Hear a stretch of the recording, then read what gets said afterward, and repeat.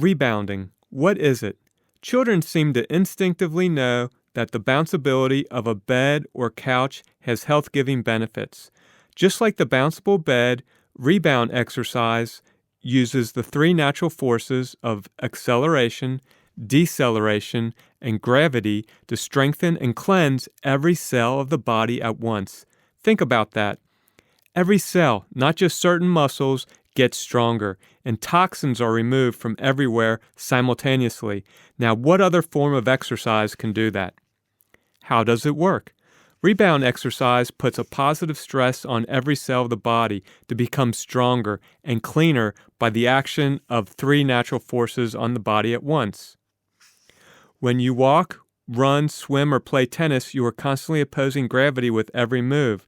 Since gravity pulls us toward the center of the earth, we can visualize gravity as a vertical force. As you bounce on your rebounder, gravity is obviously pulling you down after each bounce. How do you move on it? There are an endless number of fun ways you can move on the rebounder. I will be showing you some shortly. The message I want to convey first is moderation. Please avoid overdoing this. This is a compact exercise.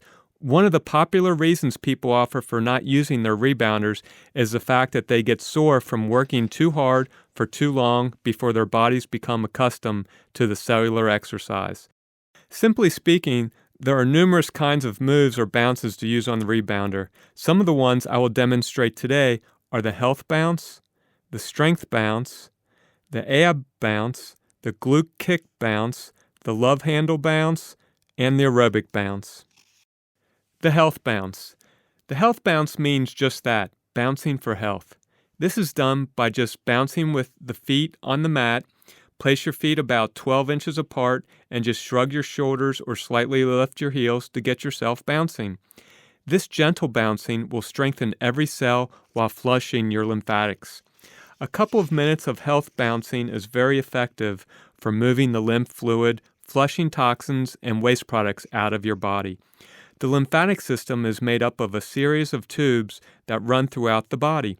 Lymph is the clear fluid that bathes the cells, transports nutrients to the cells, and takes waste products away from the cells. Lymph is moved like a hydraulic pressure system, not pumped by the heart. The lymph tubes are filled with one-way valves that only open up or toward the center of the body. When pressure below the valve is greater than above, the valves are forced open so the fluid can flow. The rebounder can act as your lymph pump. At the bottom of the bounce, the gravitational pull closes the valves, but at the top of the bounce, the pressure is decreased and the centrifugal forces of your falling allows the lymph to flow up. Because the lymph is flowing and waste is leaving, the body has a need for more white blood cells. In a few minutes of health bouncing, the white blood cells are increased by as much as 3-fold. Now back to the health bounce. It can be an exercise by itself, done briefly 4 to 5 times a day. The health bounce is also a warm-up and cool-down bounce for the aerobic or weight training sessions.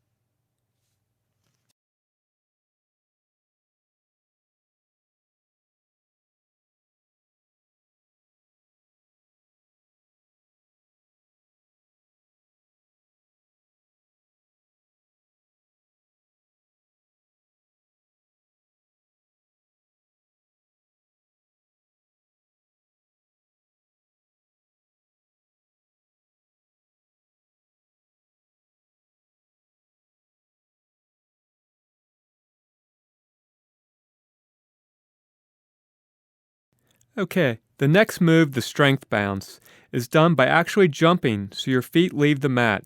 The bottom line here is if a rebound exercise strengthens every cell of the body, then to concentrate on building strength, you just jump higher, increasing the G-force on every cell.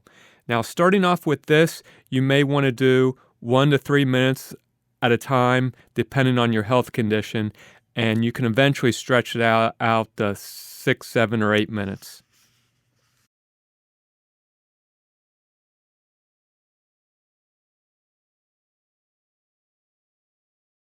Then the next bounce is the twist, the overhead twist. And so you can do that probably about 1 minute to begin with, and then you can work your way up to 5 or 6 minutes.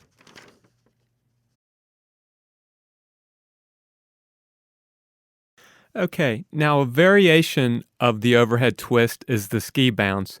So it's basically the same motion, but you're just bending your knees and crouching lower and twisting from side to side while you're bouncing. And it gives a really intense workout on your legs, and you can really feel it, kind of like you're skiing some moguls.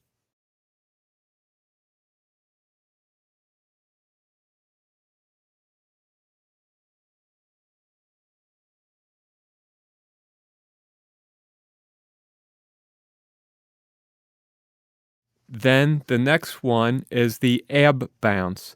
So you do that gently kicking forward slightly, and over time you can increase that from 10 to 15 seconds to maybe a minute or so, depending on your health condition, your abilities, and then you can use the bar also to stabilize yourself to make sure you're safe.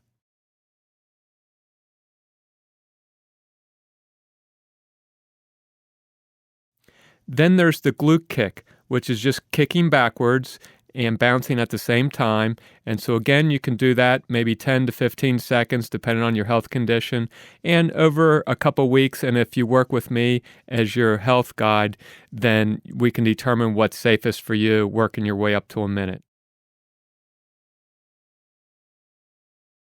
Then the next one is the love handle bounce. So that's basically going kicking side to side, and that strengthens the muscles on each of your sides. And you can do that for upwards of 15 to 30 seconds and work your way up to 2 minutes.